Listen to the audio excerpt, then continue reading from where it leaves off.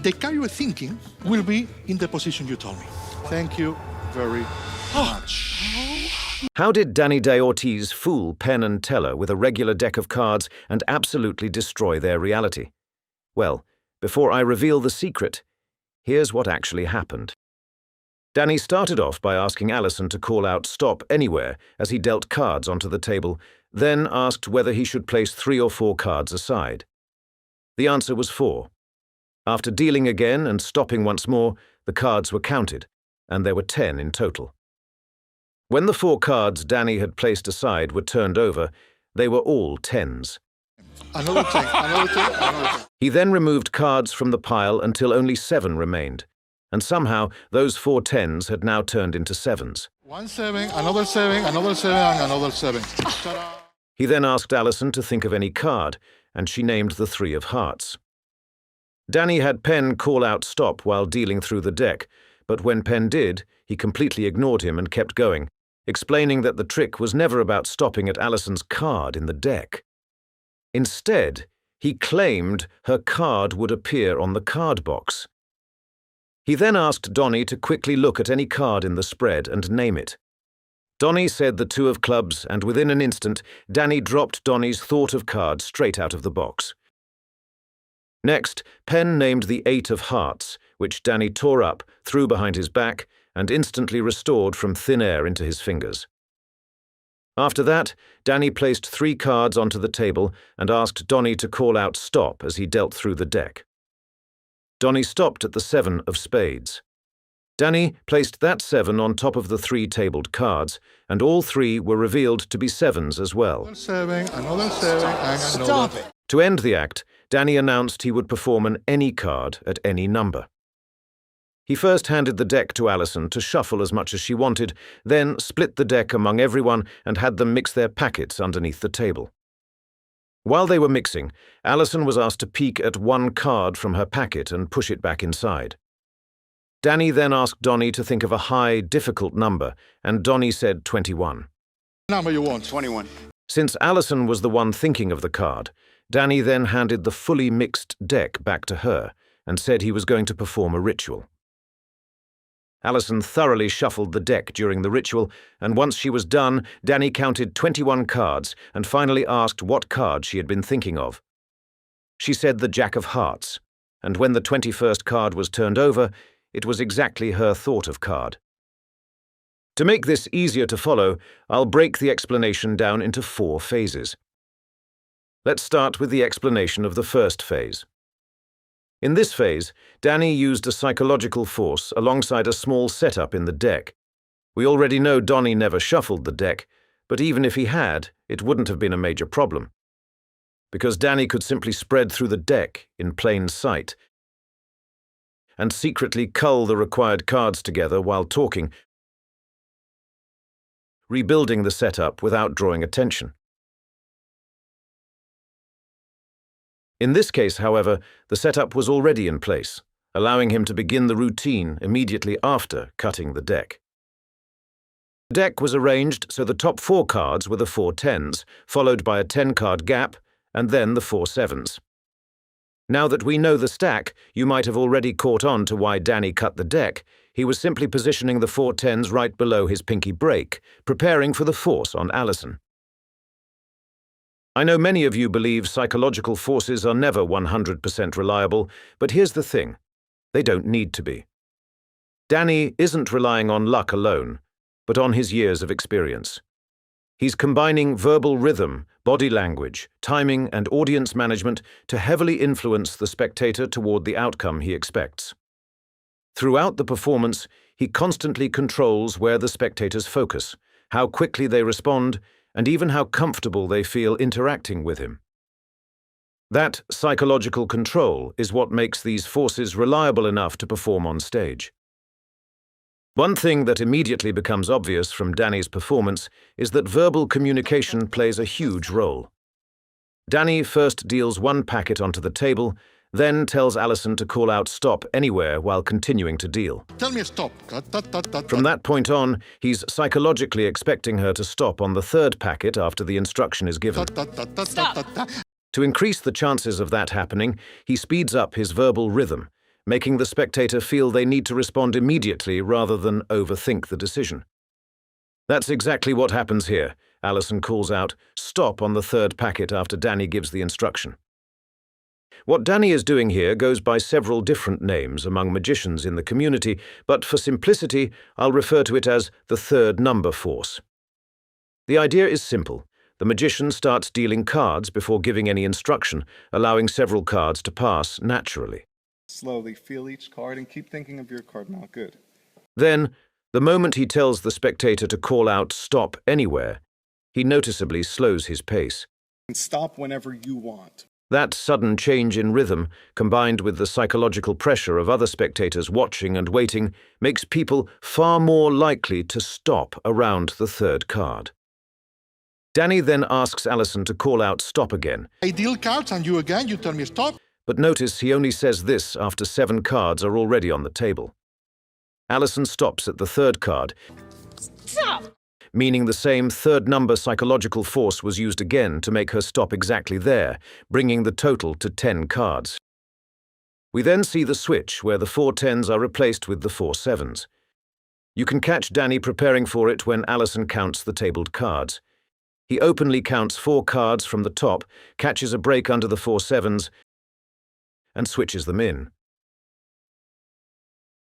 After the switch, he again tells Alison to call out "Stop" very quickly.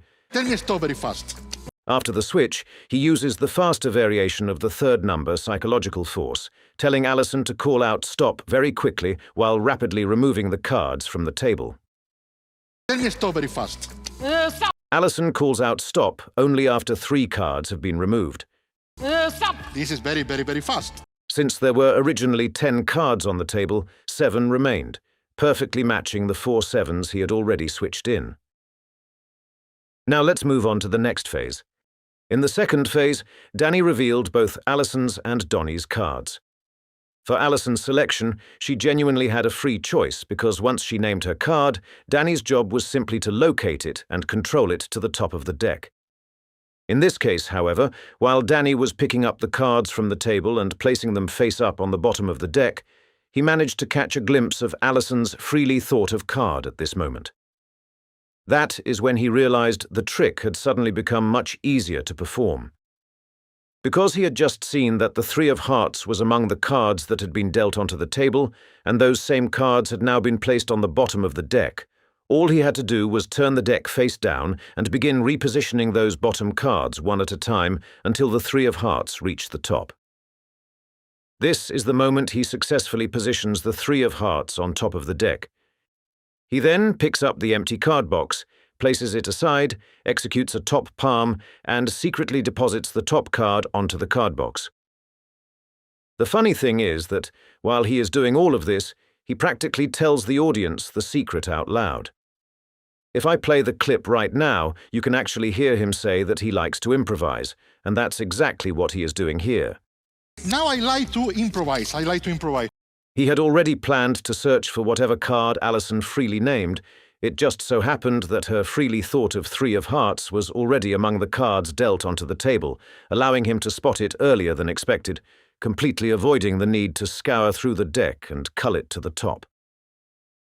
Had the 3 of hearts not been among the tabled cards, the trick still would have worked because Dani would simply have spread through the deck, located it, and controlled it to the top. The important point is that this did not require a memorized deck. It relied on improvisation and technical card handling. For Donnie, however, Dani handled things completely differently. Instead of simply asking him to think of any card like Alison, he first told him to name another card. Tell me another card. Then immediately changed the instruction, saying, Oh, look at one. as he quickly spread the deck. Before Donnie had any real chance to process the change or reconsider his decision, Dani asked, Or anything. You have one? This fast-paced verbal rhythm discouraged overthinking, much like the earlier psychological force with Alison. At the same time, Dani controlled both the viewing angle and the viewing time, flashing the spread for only a brief moment while subtly making the bottom card visually dominant. When the human brain is shown too much information too quickly, it naturally locks onto whatever stands out the most, in this case, the bottom card, the 2 of clubs. That is why Dani could be fairly confident Donnie would name that exact card. Even if Donnie had somehow registered a different card, Dani likely still had backup outs, which is exactly why magicians like him can take risks that seem impossible to the audience. Here is how Dani palmed Donnie's visually forced card from the bottom of the deck and made it appear to come out of the card box. I know many of you are probably skeptical that this visual card force couldn't actually work, and you're not entirely wrong. The problem is in the context you're imagining this trick being performed in. If this were performed as a standalone trick, where Dani simply walked up to a stranger and tried this force, it would be far less reliable. Heck, even Dani himself could easily fail this trick. But you see, that's not the context here. The visual force is just one small phase in a much larger routine. By this point, he has already performed several strong effects in succession, and the audience has stopped trying to analyze every single move. Their guard is down because they are caught up in the flow of the performance. If you were to begin by announcing that you're about to perform a trick, people naturally become more analytical. But when every phase flows seamlessly into the next, spectators become much less suspicious, allowing even a very simple method to pass completely unnoticed. Remember, it's not about the method, it's about the presentation. And that's exactly the point of making this explanation video, because even though I'm explaining the method, you can't simply just go out and perform these tricks without the experience to back them up. That's what makes you appreciate a magician who has spent years refining their craft to the point where understanding and influencing human psychology becomes second nature. Now moving to the third phase, where Dani performed the simplest trick of the routine, the torn and restored card. When Penn selected the 8 of hearts, Dani performed a double lift, turned the deck around, and flipped over 2 cards as one. The card now visible in his hand was the switched card, which he tore up and threw behind his back. Right after that, he palmed the real 8 of hearts and produced it. Dani then switched the 3 cards on the table with 3 sevens using a top change. In order to bring the sevens to the top, he openly spread through the deck and located the group of sevens from the earlier phase. Then, after positioning them on top, he caught a pinky break under the top 3 cards and switched them with the 3 random cards on the table. We already know the 4th 7 was now sitting on top of the deck, so Dani caught another pinky break under the top card after he cut the deck. Donnie followed the same psychological force stopping pattern and stopped at the 3rd packet once the instructions were given, exactly as Dani expected. I feel like a deer in the headlights of love. You've been binging videos on this channel, but you still haven't joined my Patreon for absolutely free, where you get early access to all the upcoming videos I've planned for this month. We now have over 1,150 members on board. Let's hit 2,000 this month. Membership is free to join. And for anyone who wants to support the project further, there are also optional supporter tiers available. Join for free right now by clicking the link in the pinned comment, then get back to watching this reveal video. This brings us to the 4th phase. In the 4th phase comes the most mind-boggling trick of the entire performance, the any card at any number trick. To reverse engineer this, we need to split it into 2 questions. First, how exactly was the card selected, and how was it positioned in the deck? Dani handed packets to all 4 spectators and instructed Alison to think of a card from within her packet. This time, he didn't ask her to think of any card in the deck, which already reduced the number of possible selections. But the real clue lies in his instructions. He told Alison to take any card, look at it under the table, and put it in the middle. At first, that sounds like she could place it anywhere, but the truth becomes clear when we watch him handing out the cards. Dani gave Teller a large packet, and when Alison's turn came, he made it look like she was getting a similarly sized packet too. But at the last second, you can actually see her being given only 3 cards. This is where Dani's brilliance shows. He created the illusion that everyone received similar random-sized packets, but Alison had only 3 cards. Following his instruction to place 1 card in the middle, only 1 card could possibly be in the center of a 3-card packet. That means Dani knew exactly where Alison's chosen card would be. We can double-check that she was really only given 3 cards when he later takes them back and tosses them onto the cards on the table. So now we know how Dani knew Alison's thought of card based on its position between the other 2 cards. Keep in mind, he doesn't know which card she's thinking of. He only knows that it's the middle card in the 3-card packet she's holding. The only question left is how he positioned it at Donnie's thought of position. I'll give you a few hints. First, pay attention to the exact instruction he gave Donnie when choosing a number. Second, notice that while handing cards to Teller, Dani wasn't splitting random packets. He was counting. Third, after Donnie named his number, Dani moved 1 card from the top to the bottom, and that move was clearly deliberate. If you still haven't figured it out, here's the secret. When Dani handed cards to Teller, he counted exactly 18 cards. It didn't matter how Teller shuffled those 18 cards as long as they were all returned. The counting happens in sets of 3s or 4s, that way it looks random and not intentional. After Teller shuffled, those 18 cards sat at the bottom of the deck. Dani then took Alison's 3 cards. Since her selected card was in second position, placing those 3 cards on top of the 18-card packet meant her selected card was now 20th from the bottom. When Donnie named 21, Dani instantly knew he needed to add 1 card to the bottom to push Alison's card from 20th to 21st from the bottom. That's exactly what happened when he moved the top card to the bottom. More importantly, 21 was not the only number that would have worked. Dani had multiple mathematical outs prepared. If Donnie had named 23, Dani could have shifted 3 cards instead. If he had named 17, Dani could have held back 3 cards and added them later. This was not a single rigid setup dependent on one exact number, but a flexible system built to adapt to multiple outcomes. Now you might wonder, if he had already positioned the card perfectly, why hand the deck to Alison to shuffle? Wouldn't that ruin everything? Well, the answer is no, because the shuffle wasn't random. It was a highly controlled procedure which Dani called the ritual, designed not only to reposition the card from 21st from the bottom to 21st from the top, but also to create the strongest possible illusion of chaos. Psychologically, this part was just as important as the mechanics. Dani wanted the audience to feel the deck had become completely impossible to track, because the more chaotic they remembered this ritual, the more impossible the final reveal would feel.